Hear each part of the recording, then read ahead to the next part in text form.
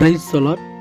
మొదటి సామ్యూయేలు గ్రంథము 12వ అధ్యాయము 23వ వచనంలోని 4వ లైన్, శ్రేష్టమైన చక్కని మార్గమును నీకు బోధింతును.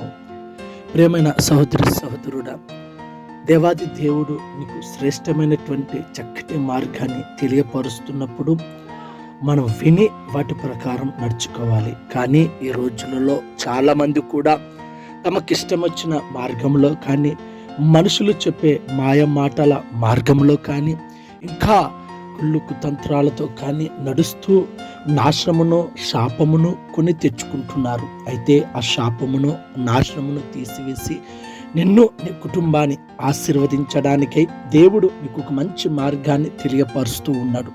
నీవు ఆ మార్గాన్ని తెలుసుకొని ఆ మార్గంలో ప్రయాణించినట్లయితే నీకు ఎప్పుడునూ క్షేమము కలుగును. ఆమేన్.